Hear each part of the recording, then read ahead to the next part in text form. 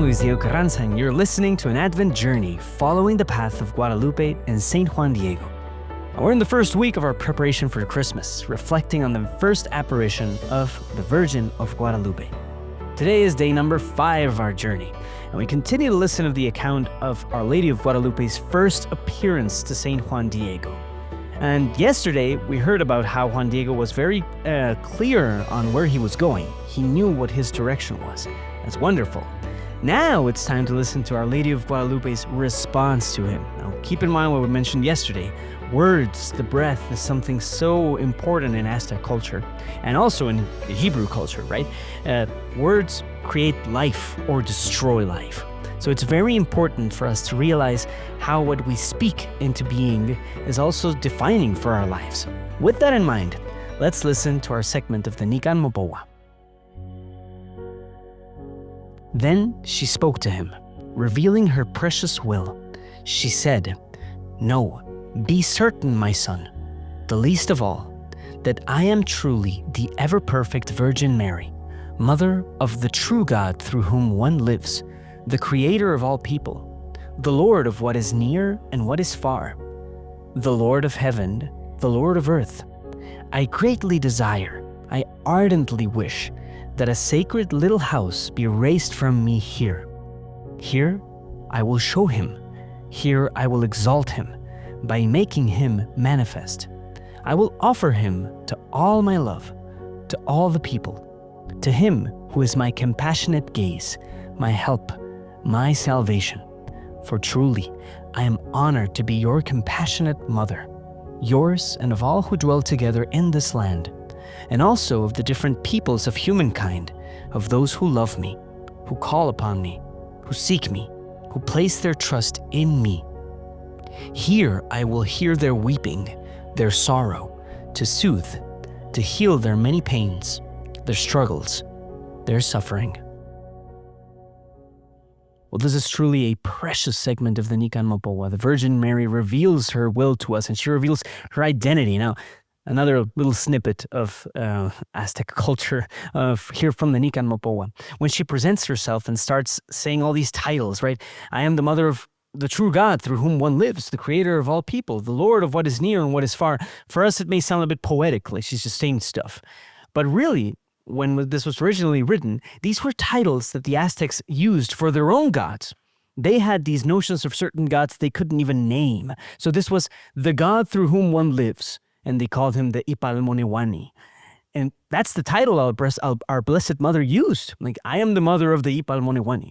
I am the mother of the Tlokenawani. And she starts saying all these titles. Of course, Juan Diego would understand that. And this is one of the key moments in the Nican Mopowa where we understand that Our Lady of Guadalupe speaks in the language that Juan Diego understands. She speaks in the ideas and the concepts that Juan Diego understands. So that's beautiful. It's the perfect model for proclaiming the gospel in a way that people understand. It's beautiful. She used the ideas, the words, the images that Juan Diego knew about. So now he perfectly understands who she is. And after that, she reveals her will. That's beautiful. Now she reveals what she greatly desires and she ardently desires. Wow. And that is the marvelous part of Our Lady of Guadalupe. The Virgin Mary, the Blessed Mother, something that always points us directly to her Son, seeking neither her own glory nor to shine herself, right? She only wants her Son to be shown.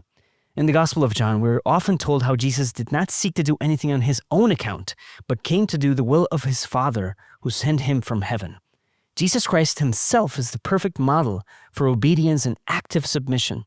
Now here's what's interesting. These perfect figures, Jesus Christ, Our Lady of Guadalupe, they clearly tell us that their desire consists of doing something someone else wants, and not their own will, their own glory. This clarity of purpose, it resonates with a wonderful gift of self. It moves outside of oneself and is oriented toward a greater good. It's a very important key for the path of conversion we're beginning to live.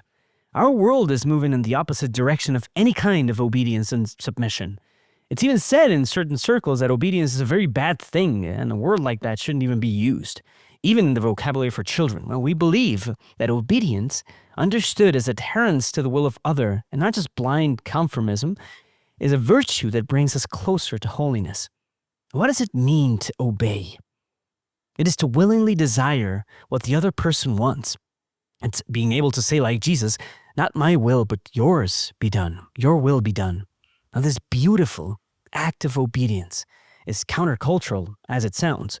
In a world where personal goals prevail, where we're invited to look out for our own interests before anything else, obedience is costly and painful. But that is the path of our Virgin of the Lady of Guadalupe. And that's the path that she proposes to us today. That is the true path to healing and to encounter with Christ. This is the path up to Tepeyac and the path of Juan Diego. Now, Juan Dieguito will spend the rest of the story going back and forth, carrying out errands for other people. Go there and come back here and go there again and come back here again. And he's an obedient and faithful messenger. That's what makes him a saint. He's such a humble and obedient messenger.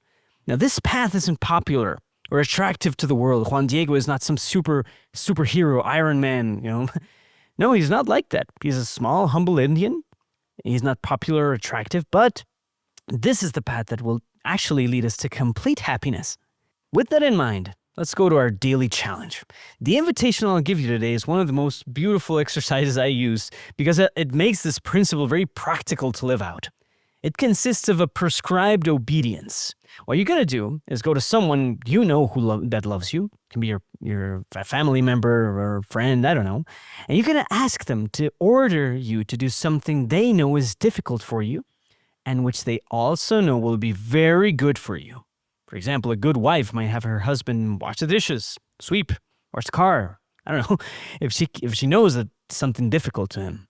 Another good one could be for the husband to take care of the children one night so that she can rest.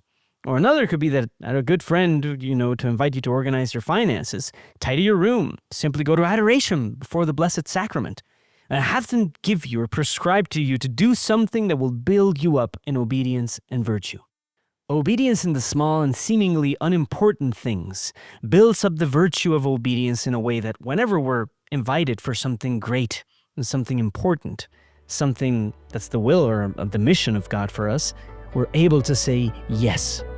Now, thank you for joining us on this Advent journey today with Our Lady of Guadalupe. We will see you tomorrow. God bless.